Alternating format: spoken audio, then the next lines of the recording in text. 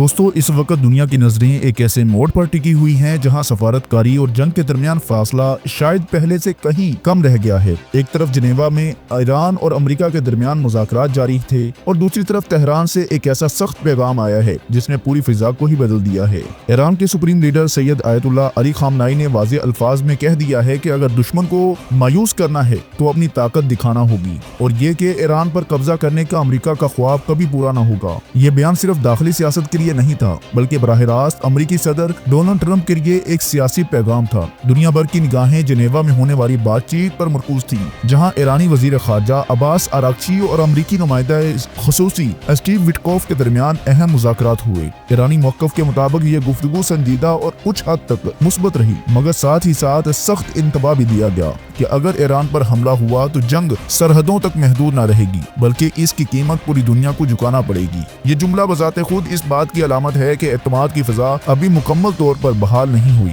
Supreme leader سید آیت اللہ علی خامنائی نے اپنے خطاب میں 1979 کے اسلامی انقلاب کا حوالہ دیتے ہوئے کہا ہے کہ امریکہ نے اس نظام کو گرانے کی کئی کوششیں کی مگر ناکام رہا ہے اور آئندہ بھی ناکام ہی رہے گا۔ انہوں نے صدر ٹرمپ کے اس بیان پر طنز کیا جس میں ایران میں حکومت کی تبدیلی کو بہتر اقرار دیا گیا تھا۔ آیت اللہ خامنائی نے کہا کہ یہ اچھی بات ہے کہ امریکہ نے خود تسلیم کیا کہ وہ ایران کو زیر نہیں کر سکا اور آئندہ بھی نہ کر پائے گا۔ انہوں نے مذہبی مثال دیتے ہوئے کہا کہ ایرانی قوم اپنے عقیدے اور آزادی کے معاملے میں کسی بیرونی طاقت کے سامنے سر نہیں جھکائے گی، اور اگر کوئی مذاکرات ہوں گے تو وہ اس شرط پر نہیں ہو سکتے کہ ایران صفر یورینیم افسردگی قبول کر لے۔ یہ بیان ایسے وقت میں آیا ہے جب عباس اراغچی جنیوا میں مذاکرات کے بعد صحافیوں سے بات کر رہے تھے۔ انہوں نے کہا کہ پچھلے ادوار کے مقابلے میں اس بار گفتگو زیادہ سنجیدہ اور تفصیلی رہی ہے۔ دونوں فریقین نے اپنے موقف واضح کیے ہیں اور کچھ بنیادی اصولوں پر اتفاق رائے بھی ہوا ہے۔ انہوں نے امید ظاہر کی ہے کہ ایک قابل قبول اور پائیدار حل کی طرف پیش رفت ممکن ہے، لیکن اسی بیان میں انہوں نے یہ بھی واضح کہا ہے کہ ایران کسی بھی جارحیت کے خلاف مکمل دفاع کے لیے تیار ہے، اور اگر ایران پر حملہ ہوا تو اس کے نتائج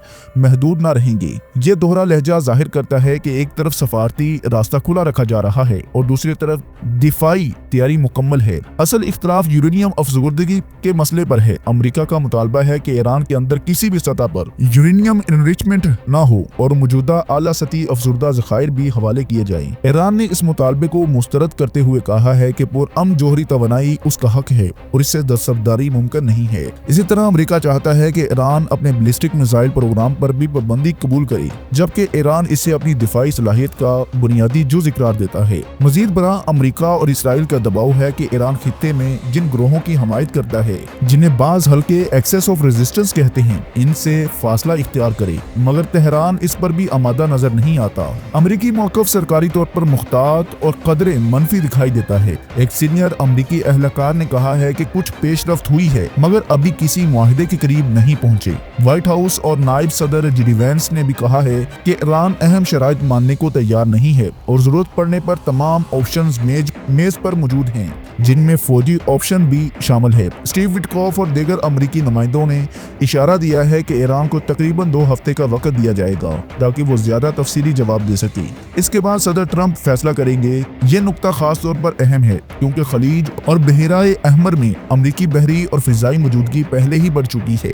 امریکی جنگی جہاز اور فائٹر جیٹس خطے میں سرگرم ہیں اور یہ پیغام دیا جا رہا ہے کہ اگر سفارتکاری ناکام ہوئی تو کارروائی ممکن ہے۔ ایران کے اندر بھی لہجوں میں فرق نظر آتا ہے۔ سپریم لیڈر کا موقف سخت اور اصولی ہے جبکہ وزارت خارجہ نسبتاً لچکدار زبان استعمال کر رہے ہیں۔ یہ حکمت عملی بھی ہو سکتی ہے کہ اندرونی اتحاد برقرار رکھا جائے اور بیرونی دنیا کو یہ پیغام دیا جائے کہ ایران بات چیت کرنے کے لیے تیار ہے مگر دباؤ قبول نہ کرے گا۔ سوال یہی ہے کہ آنے والے 2 ہفتے کس سمت لے جائیں گے۔ کیا ایران یورینیم افسردگی پر کوئی درمیانی راستہ اختیار کرے گا یا اپنے موقف پر قائم رہے گا؟ کیا امریکہ واقعی سفارتکاری کو موقع دے گا یا فوجی دباؤ کو ترجیح دے گا؟ فی الحال دونوں طرف سے یہ اشارہ ملتا ہے کہ دروازہ مکمل بند نہیں ہوا مگر اعتماد کی کمی واضح ہے۔ دنیا کی بڑی طاقتیں بھی اسی کشیدگی پر نظر رکھے ہوئے ہیں کیونکہ ایران اور امریکہ کے درمیان کھلی جنگ صرف 2 ملکوں تک محدود نہ رہے گی بلکہ توانائی کے منڈیوں، عالمی معیشت اور علاقائی توازن پر گہرے اثرات ڈال سکتی ہے۔